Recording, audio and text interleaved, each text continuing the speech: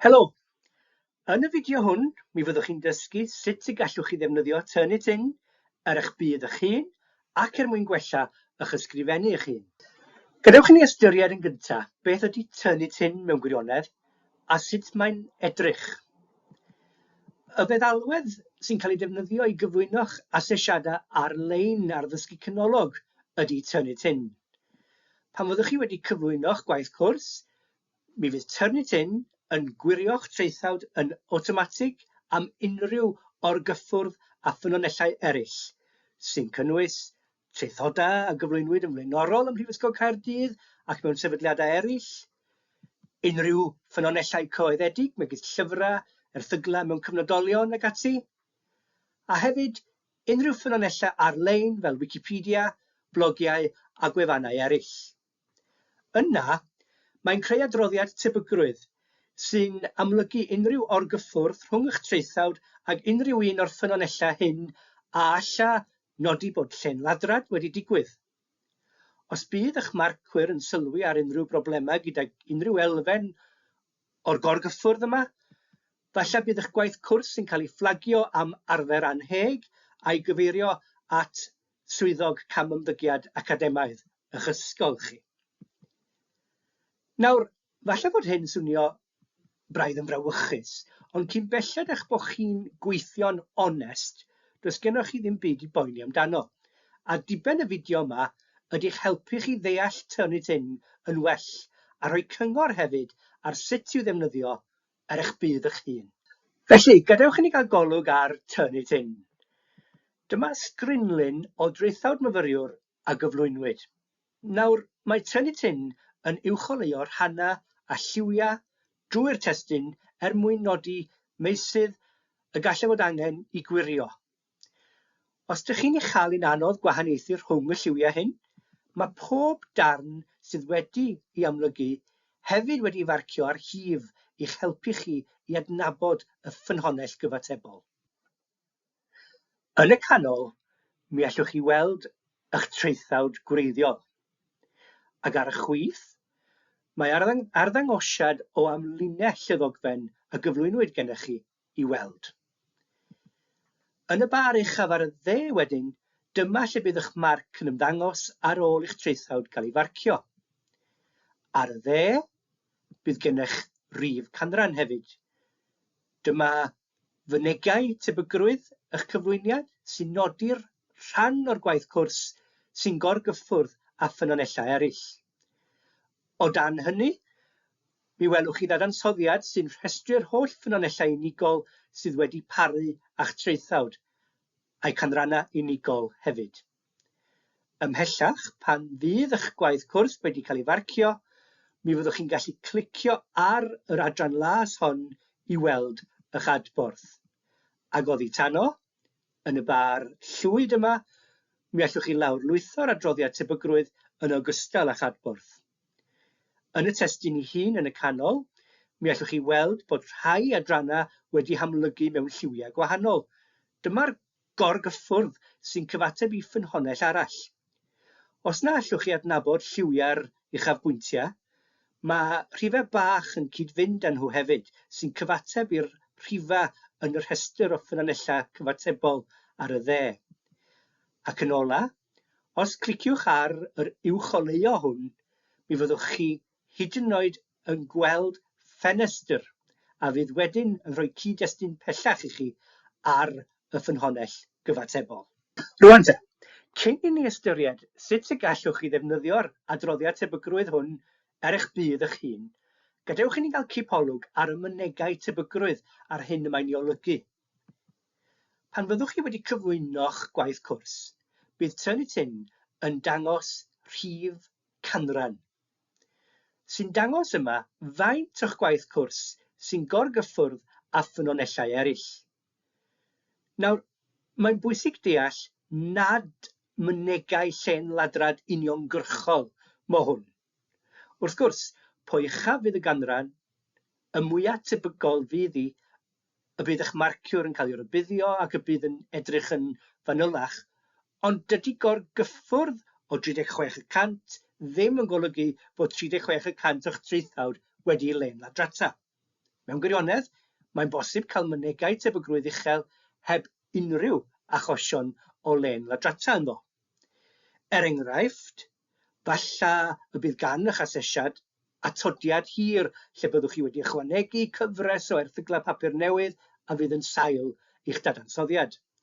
Wrth gwrs, bydd yr erthyglau papur newydd hyn yn gorgyffwrdd yn agos iawn ar erthyglau gwreiddiol os nad yn union debyg, ond fyddan nhw ddim yn cyfri fel llên ladrad gan mai dim ond y data a atodwyd gennych chi ar ddiwedd eich gwaith cwrs ydyn nhw.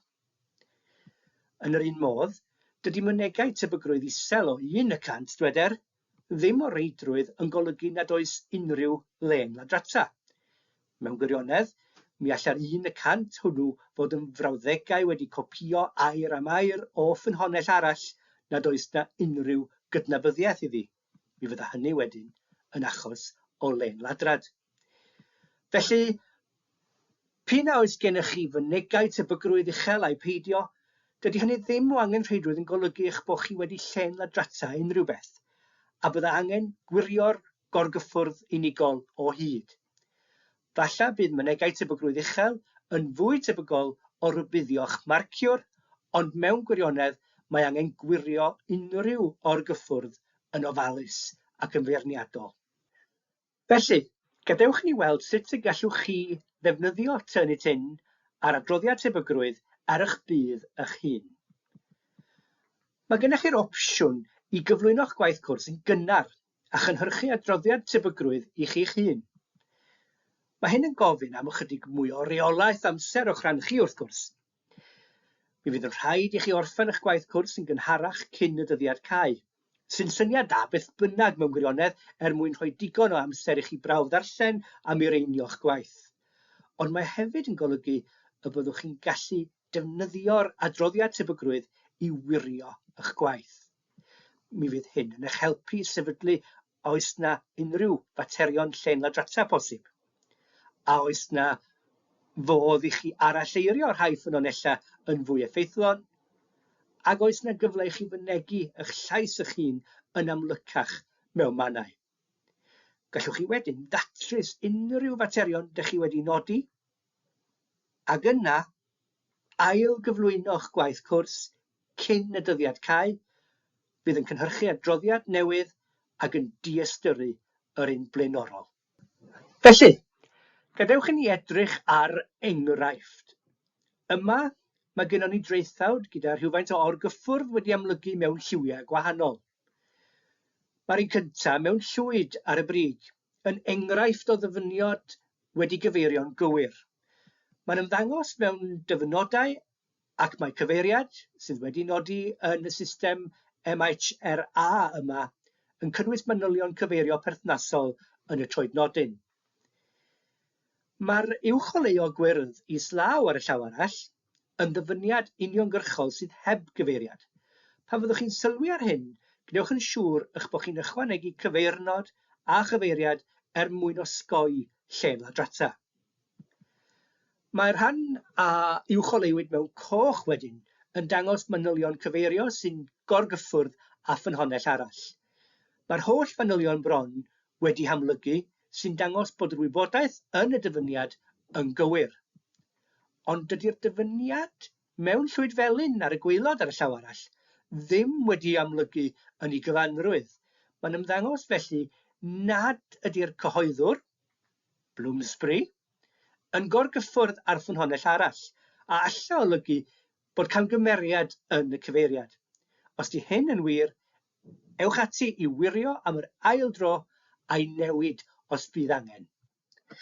Peth arall y mae modd i adroddiad tebygrwydd i wneud i'ch helpu ydy nodi darna sydd wedi haralleirio'n wael. Yma er enghraifft, mae'r gorgyffwrdd gwyrdd yn dangos ymgais i aralleirio'r gwreiddiol, ond dim ond chydig o eiriau sydd wedi cyfnewid.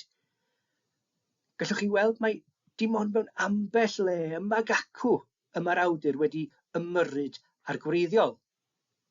Os da ni'n clicio ar y gorgyffwrdd felly, mae yna flwch yn neidio allan ac yn dangos i ni fod y frawddeg gwreiddiol yn agos iawn at y fersiwn sydd wedi aralleirio. Mi welwn ni er enghraifft fod y gair trawiadol, wedi dreiglo, drawiadol, wedi ei newid yn amlwg bod yn chwarae wedi droi'n wedi chwarae, a bod rhan bwysig wedi newid yn rhan ganolog. Mae gweddill y frawddeg yn hollol debyg gan gynnwys strwythur gwybodaeth y gwreiddiol. Mae'n achos clir o aralleirio gwael felly. Os byddwch chi'n sylwi ar hyn yn eich adroddiad tebygrwydd, gnewch yn siŵr eich bod chi'n ailstrwythuro'r frawddeg yn well ac yn ei rhoi yn eich geiriau'ch hun. Ac wrth gwrs, mae angen cyfeiriad hefyd ar y deunydd sydd wedi aralleirio sydd ar goll ar hyn o bryd. Yn olaf, mi edrychwn ni ar adran arall o'r un traethawd. Yma, mi allwn ni weld bod y broblem aralleirio yn parhau drwyddi draw, a bod nifer dda o gyfeiriadau ar goll. Ond ymhellach, mi allwn ni hefyd weld bod cyfran eitha helaeth o'r traethawd yn cynnwys geiriau pobl eraill.